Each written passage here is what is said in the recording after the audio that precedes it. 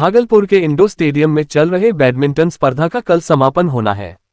समापन कार्यक्रम में बिहार के मुख्यमंत्री नीतीश कुमार शिरकत करेंगे। बैडमिंटन स्पर्धा के फाइनल मुकाबले के विजेताओं का हौसला अफजाई करेंगे और पुरस्कृत करेंगे।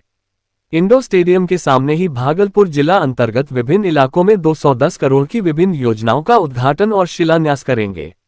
इसके बाद मुख्यमंत्री नीतीश कुमार जगदीशपुर प्रखंड के मुखेरिया गांव पहुंचेंगे, जहां अंबेडकर समग्र कार्यक्रम के तहत लगाए गए स्टॉल पर प्रगतिशील योजनाओं की जानकारी लेंगे और जीविका दीदियों से संवाद करेंगे। मुख्य रूप से बैडमिंटन स्पर्धा में शामिल होने के लिए मुख्यमंत्री नीतीश कुमार भागलपुर पहुंच रहे हैं।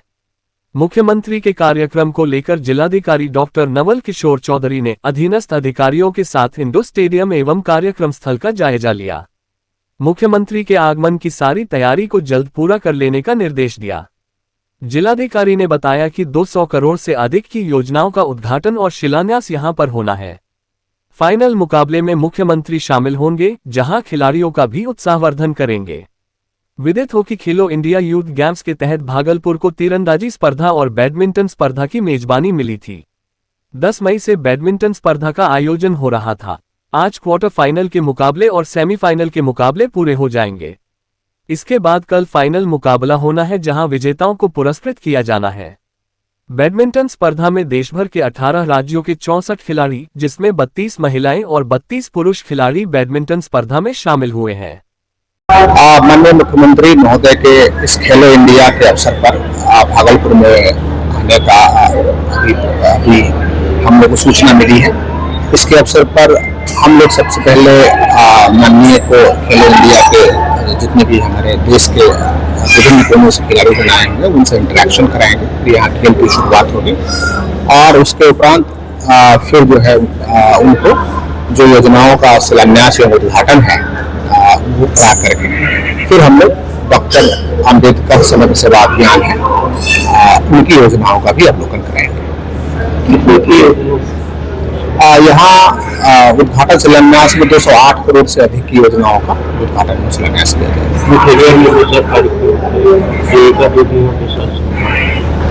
जो डॉक्टर अम्बेडकर समग्र सेवा अभियान है, तो वहाँ सरकार की काफी संख्या में योजनाएं चल रही हैं। उन योजनाओं के लिए विभिन्न स्टॉल लगाए गए हैं, खास करके 22 विभागों के स्टॉल, तो वहाँ हम लोग माननीय को ले जाएंगे और उसको अवलोकन कराएंगे। ऑपरेशन सिंदूर को लेकर भारत में हर कोई चर्चा कर रहे हैं और भारतीय सेना पर गर्व महसूस कर रहे हैं। इसी कड़ी 14 फरवरी 2019 में जम्मू कश्मीर के पुलवामा हमले में शहीद हुए सीआरपीएफ जवान शहीद रतन ठाकुर की पत्नी राजनंदिनी भी ऑपरेशन सिंदूर पर भारतीय सेना को सलामी दी है। उन्होंने कहा कि अभी बदला अधूरा है, अभी और बदला लेना चाहिए। राजनंदिनी ने कहा कि पाकिस्तान में भारत की सेना ऐसा कार्रवाई करे कि पूरा पाकिस्तान ही नष्ट हो जाए। राजनंदिनी ने कहा कि लगातार भारत सरकार को पाकिस्तान पर कार्रवाई करती रहनी चाहिए। उस पर लगातार कार्रवाई हो तभी आतंकवाद खत्म होगा। उन्होंने बताया कि अभी रोज मोबाइल पर अपने परिवार के साथ समाचार को देखते हैं, घटना के बारे में अपने बच्चे को बताती हैं। उन्होंने कहा कि अपने बच्चे के अंदर देशभक्ति का जुनून पैदा करना चाहती हैं, जैसा मेरे पति में था। वह बताती है कि उन्हें 2 पुत्र हैं, कृष्णा कुमार ठाकुर और रचित कुमार। कृष्ण ठाकुर अभी 10 वर्ष का है। जिस समय पुलवामा अटैक हुआ था उस समय कृष्णा महज 3 वर्ष का था, जबकि रचित कुमार गर्भ में ही था। बताती है कि अपने 2 बेटे में से एक बेटे को भारतीय सेना में भेजना है, जिससे कि वह पाकिस्तान के आतंकियों को मार सके, तभी मेरा बदला पूरा होगा। बड़ा बेटा क्लास 5 में पढ़ रहा है, जबकि छोटा किलोग्राम क्लास में पढ़ रहा है। शहीद रतन ठाकुर का बड़ा बेटा कृष्णा कुमार ठाकुर ने कहा कि उन्हें बहुत गुस्सा आता है जब पाकिस्तान के बारे में सुनता है। कृष्ण ने कहा कि मुझे आर्मी में जाना है और अपने पिताजी का बदला लेना है, वहां छुपे आतंकियों को मारना है। उन्होंने कहा कि अभी जो घटना हुई है, पहलगाम में निहत्थे निर्दोष पर्यटकों को मारा है, ये गलत हुआ है, जिसका बदला भारत ले रहा है। शाहिद के पिता राम निरंजन ठाकुर बताते हैं कि प्रधानमंत्री नरेंद्र मोदी ने जो ऑपरेशन सिंदूर के तहत पाकिस्तान में छिपे आतंकियों पर कार्रवाई की है, ये काफी सराहनीय है। इसके लिए मैं प्रधानमंत्री नरेंद्र मोदी को सैल्यूट करता हूं। उन्होंने कहा कि अभी बदला अधूरा है, जब तक कि आतंकवाद का खात्मा नहीं हो जाता तब तक हमारे दिल को तसल्ली नहीं मिलेगी। उन्होंने कहा कि मुझे 2 पोता है, एक पोते को आर्मी में भेजेंगे। प्रधानमंत्री नरेंद्र मोदी से अपील करते हुए कहा कि भारतीय सेना को पूरी छूट दे देनी चाहिए। हाँ, बदला पूरा हुआ है, कुछ हुआ है और कुछ बाकी है अभी। किस तरह का बदला लेना चाहिए? पाकिस्तान में जो आप कह रहे थे कुछ, हाँ, घुसकर बदला लेना चाहिए वो लोग को, जैसे वो लोग कर रहे हैं अच्छा कर रहे हैं और भी उनको खत्म कर दे रहे हैं ऐसे। पूरे पाकिस्तान पर क्या करना चाहिए? नक्सल और आतंकी, सारे आतंकी और नक्सल को खत्म कर दिया जाए। जंग पुलवामा अटैक के दरमियान जिसे सर्जिकल स्ट्राइक हुआ और सर्जिकल स्ट्राइक 2 बार करना चाहिए। उस आतंकवाद का जब तक पाकिस्तान से खत्म न हो जाता है, तो इंडिया में बार बार वो निर्दोष लोग, निर्दोष बच्चे जवान के साथ बार बार हमला करते हैं और हमारे देश के जवान शहीद होते हैं। वह एक चोर के तरह छिप करके वार करते हैं और हमारे देश के सपूत का वो जान लेते हैं। इसलिए हम प्रधानमंत्री और हम अपने देश के नौजवान को सलाम करता हूं इस कार्रवाई के लिए। वो कस के आतंकवादी से मुकाबला करे और पाकिस्तान से आतंकवादी का हमेशा हमेशा के लिए खात्मा कर दे। आर्मी ऑफिसर क्यों? हमको अपना पापा का बदला लेना है। क्या हुआ था आपके पापा को? मेरे पापा को पुलवामा अटैक में कुछ आतंकी घेर के उनको बम से उनके सब 3 जवानों को मार गिराया। एक हिंदू महिला ने मुस्लिम लड़के पर शादी का झांसा देकर 9 साल तक शारीरिक संबंध बनाने का आरोप लगाया है। महिला ने बताया कि इमरान का कहना है कि इस्लाम कबूल करोगी तो शादी करूंगा। वो कई बार मेरा अबॉर्शन करा चुका है। महिला का आरोप है कि शादी से इनकार करने के बाद वो थाने गई, लेकिन पुलिस वालों ने कार्रवाई नहीं की। इसके बाद 28 जनवरी 2025 को महिला ने भागलपुर सिविल कोर्ट में शिकायत की थी। 10 दिन पहले कोर्ट से कार्रवाई के लिए पुलिस को नोटिस जारी किया। 3 दिन पहले पीड़िता को थाना से कॉल कर बुलाया गया था, लेकिन पीड़िता थाना नहीं जाकर कोर्ट पहुंची और मीडिया को सारी जानकारी दी। पीड़िता ने बताया कि मेरी पहली शादी साल 2010 में जनवरी में हुई थी। 2 साल तक पति साथ रहा, इस दौरान एक बच्ची हुई। 2013 में पति ने उसे छोड़कर दूसरी लड़की से लव मैरिज कर ली। महिला भागलपुर के ITI कॉलेज में सफाई कर्मी है। पीड़िता ने बताया कि मई 2016 में आरोपी इमरान आलम परीक्षा देने कॉलेज आया था। इस दौरान उसने मुझे देखा और यहां काम करने का कारण पूछा। फिर पहले ही दिन कहा कि मैं तुम्हें पसंद करता हूं। इसके बाद वो किसी न किसी बहाने से मिलने के लिए कॉलेज आता रहा। जब हमारी बात होने लगी तो वो मेरे मायके भी आने जाने लगा। एक दिन उसने मुझसे कहा कि मैं तुमसे शादी करना चाहता हूं और तुम्हारे साथ तुम्हारी बेटी की भी जिम्मेदारी उठाने को तैयार हूं। वादे के मुताबिक उसने मुझे खर्च देना भी शुरू कर दिया और मेरी नौकरी भी छुड़वा दी और कहा कि अब तुम्हें काम करने की जरूरत नहीं है, क्योंकि अब मैं तुम्हारा पति हूं और हमेशा तुम्हारा ख्याल रखूंगा। इमरान का व्यवहार देखकर और बेटी के भविष्य के लिए मैंने इमरान से नजदीकी बढ़ा ली और उसे पति मानने लगी। कुछ महीने बाद इमरान मुझे भागलपुर के स्टेशन रोड स्थित एक होटल ले गया और शारीरिक संबंध बनाया। ऐसा उसने कई बार किया। इस दौरान जब मैं कई बार प्रेग्नेंट हुई तो उसने दवा खिलाकर अबॉर्शन करा दिया। बार बार अबॉर्शन से तंग आकर मैंने शादी का दबाव बनाया। वहीं मेरी बेटी स्कूल जाने लायक हो गई तो मैंने उसका एडमिशन स्कूल में कराने को कहा। तब दोनों ही बात पर उसने गलत तरीके से रिएक्ट किया और मना कर दिया।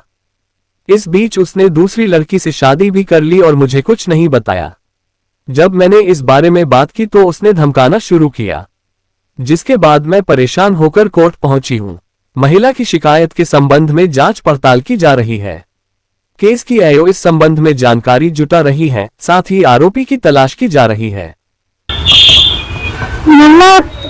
शादी का अदर कास्ट लड़का था, 8-10 साल से रहे हैं, लेकिन वो शादी से इनकार कर रहा है। क्या कह रहा है? वो कह रहा है हम शादी नहीं करें तो और शादी कर लिए। अच्छा, कौन लड़का है, कहाँ रहता है, क्या करता है? बड़ी साहिबगंज, छोटी जमुना। आप उससे कैसे मिले? तो आया था कुछ काम से भागलपुर, इसलिए कांटेक्ट हुआ था। तो बात होने लगा, बोला कि तुम्हें हर मंत्र करेंगे, शादी भी करेंगे। अच्छा, क्या नाम है आपका पूरा? मुझे देगी लड़का से शुरुआती बातचीत क्या हुई थी? ऐसे ही बात कर रहे थे हम, लेकिन बात करेंगे हो सकता है हम शादी भी कर लेंगे तुमसे। लेकिन शादी किया नहीं। शादी से इनकार कर रहा है, जी, क्या बोलता है? एकदम शादी कर लिए हैं, तुम अपना करो जो करना है, हम कुछ नहीं कर सकते। रिलेशनशिप में रहे आप? मैंने रहे कैसे होगा, लेकिन मैं जान दिया होगा तो भूल जाओ। सुल्तानगंज तारापुर मुख्य मार्ग पर शिवनंदनपुर गांव के समीप एक बेलगाम बोलेरो ने सड़क किनारे चल रही एक महिला को कुचल दिया, जिससे उक्त महिला की मौके पर मौत हो गई। मृतिका की पहचान शिवनंदनपुर गांव निवासी अरविंद यादव की पत्नी 38 वर्षीय गीता देवी के रूप में हुई है। घटना के बाबत स्थानीय लोगों ने बताया कि मृतिका गीता देवी मोहल्ले की कई महिलाओं के साथ सुबह गंगा स्नान करने अजगीविनाथ गंगा घाट गई थी। गंगा स्नान कर वह घर लौट रही थी, तभी तारापुर की ओर से आ रही एक बेलगाम बोलेरो ने महिला को कुचलते हुए गाड़ी लेकर मौके से फरार हो गया। इसके बाद स्थानीय लोगों ने शव को बीच सड़क पर रखकर मुआवजे की मांग को लेकर सड़क को जाम कर दिया। जाम की सूचना मिलते ही बीडीओ संजीव कुमार, एसआई संजय मंडल और सागर कुमार दलबल के साथ मौके पर पहुंचे और ग्रामीणों को समझा बूझकर लगभग 1 घंटे के बाद जाम छुड़ाया गया। घटना के बाद ग्रामीणों ने कहा कि बड़े छोटे वाहनों की स्पीड कंट्रोल को लेकर ब्रेकर का निर्माण जिला प्रशासन को करना चाहिए और बैनर पोस्टर के माध्यम से लोगों को जागरूक भी करना चाहिए ताकि दुर्घटना को रोका जा सके। यहाँ पे घटना तो हमें इस जगह बराबर होते रहता है, यहाँ पर तो कोई ब्रेकर है ही नहीं। ये सुबह जो है गंगा नहा करके जो आई जा रही थी पूजा करने के लिए बजरंग बली में, उसी क्रम में जो है मतलब कि दोनों तरफ से जो गाड़ी आया अपना पास लेने में जो है कच्चे में जा करके इनको जो है मतलब कि एक्सीडेंट कर दिया, गाड़ी यहाँ से निकल गई। महिला का एक रोड एक्सीडेंट में देहांत हुआ, जिस जानकारी मिली तो घटना स्थल पर मैं पहुंचा जी। रोड जाम ही की थी सर यहाँ पे? हाँ, कुछ लोग रोड जाम किया गया क्योंकि उन लोगों को कुछ लाभ सरकारी लाभ के कंडीशन में था जी। उन लोगों को मेरे द्वारा बता दिया गया कि जो लाभ सरकारी स्तर पर मिलते हैं वो सब लाभ आपको मिलेगा, लेकिन उसके लिए पोस्टमार्टम और FIR की ज़रूरत है। लोग बात को समझे और वो लोग थाना में भी गए हैं, वहाँ से FIR की जो प्रक्रिया हुई और जो पोस्टमार्टम की प्रक्रिया हुई। नवगछिया में सड़क हादसे से NH 31 पर 2 घंटे तक जाम लगा रहा। झंडापुर थाना क्षेत्र के NH 31 पर स्थित हीरा ईंट भट्टा के समीप एक दिल दहला देने वाला सड़क हादसा हुआ, जिसमें ट्रक और हाईवा की आमने सामने की जबरदस्त टक्कर हो गई। टक्कर इतनी भयावह थी कि दोनों गाड़ियों में तुरंत आग लग गई और देखते ही देखते दोनों वाहन जलकर राख हो गए। हादसे में हाईवा के चालक की जलकर मौके पर ही मौत हो गई। पुलिस ने मृतक की पहचान बांका जिला के बौसी थाना क्षेत्र के गजियाडीह निवासी सुखदेव यादव के पुत्र सुभाष यादव के रूप में की है। वह हाईवा चला रहा था। घटना की सूचना मिलते ही झंडापुर OP की पुलिस मौके पर पहुंची और दमकल की टीम को बुलाया गया। लगभग 2 घंटे की मशक्कत के बाद आग पर काबू पाया जा सका। आग बुझाने के बाद वाहन में फंसे चालक के शव को बाहर निकाला गया और पोस्टमार्टम के लिए अनुमंडल अस्पताल नवगछिया भेज दिया गया। जानकारी के अनुसार हाईवा में गिट्टी लोड था और वह पाकुड़ से खगड़िया जा रहा था, जबकि ट्रक में सीमेंट मटेरियल लोड था और वह खगड़िया से पूर्णिया की ओर जा रहा था। हादसे के कारण NH 31 पर आवागमन पूरी तरह बाधित हो गया। दोनों तरफ वाहनों की लंबी कतार लग गई। 2 घंटे की कड़ी मशक्कत के बाद आग बुझने के साथ साथ सड़क पर आवागमन फिर से शुरू हो पाया। लोगों का कहना है कि इस मार्ग पर भारी वाहनों की तेज रफ्तार और लापरवाही की वजह से आए दिन हादसे होते रहते हैं। उन्होंने प्रशासन से सड़क सुरक्षा के लिए ठोस कदम उठाने की मांग। क्या नाम है आपका? मेरा नाम अमित कुमार। कितने बजे घटना है ये? 12 बजे के बाद हम बच्चा अपन नाइट ड्यूटी करते हैं और यहीं पे ड्यूटी आप लोग हमारे सामने फोटो वीडियो भी बनाए हमने। हाँ, इधर कैसे मैंने कुछ आदमी भी जला है क्या? आदमी तो बराती का गाड़ी था, सब डर से उधरे था। हम लोग वहाँ से देख रहे आवाज इतना चक्का कर रहा था, हम लोग डर से उधरे थे। तो जलवो क्या इसमें आदमी क्या? ये गाड़ी में अच्छा, एक आदमी जल गया इसमें, जो ड्राइवर था मरिए। भागलपुर स्थित अलीगंज आनंद मार्ग कॉलोनी में श्री श्री आनंद मूर्ति का हर्षोल्लास के साथ 104वां जन्म महोत्सव का आयोजन किया गया, जहां काफी संख्या आनंद मार्ग से जुड़े अनुयायियों ने हिस्सा लिया। वहीं इस अवसर पर आनंद मार्ग से जुड़े श्रद्धालुओं द्वारा बाबा नाम केवलम महाअष्टाक्षरी मंत्र का भजन कीर्तन, प्रभात संगीत सहित कई अन्य कार्यक्रम का आयोजन किया गया। इस दौरान आनंद मार्ग के आचार्य पुनिशानंद अवधूत ने कहा कि आनंद मार्ग की स्थापना 1955 ईस्वी में जमालपुर में हुई थी, लेकिन आनंद मार्ग का प्रारंभिक प्रचार भागलपुर से शुरू हुई है। जहां आज भागलपुर सहित पूरे देश में आनंद मार्ग की इकाई श्री श्री आनंद मूर्ति जी का 104वां जन्मोत्सव हर्षोल्लास के साथ मनाया जा रहा है। वहीं उन्होंने कहा कि समाज में जो सामाजिक आर्थिक की बदहाली है, सभी का निदान आनंद मार्ग में निहित है। आनंद मार्ग में प्रभात रंजन सरकार का दिया हुआ एक ऐसा प्रावधान है जो दुनिया के सभी धार्मिक संस्थाओं से अलग है।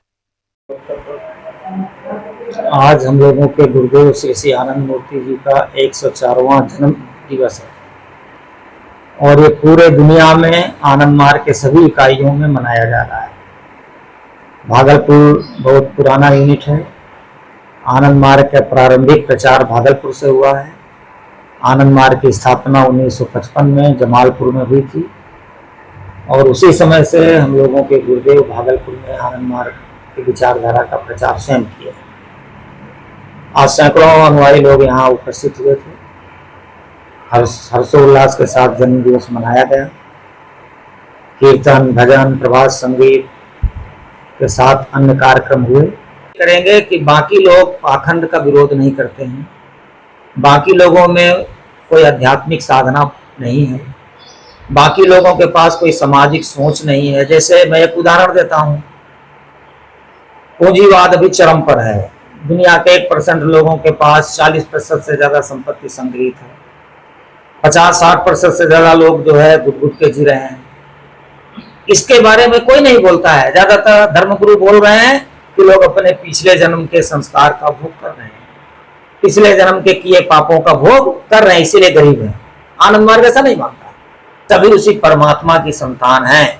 जितना हमें अपने प्राण से प्रेम है उतना ही हमको जीवों के, दूसरों के प्राण से भी प्रेम होना होगा। यदि हम ऐसा नहीं करते हैं तो एक इकोलॉजिकल असंतुलन पैदा होगा। अपने मन को इंद्रियों से हटा के आत्मा में मिलाते हैं, आत्मा परमात्मा मिलाते हैं। यही अंतर्मुखी गति है।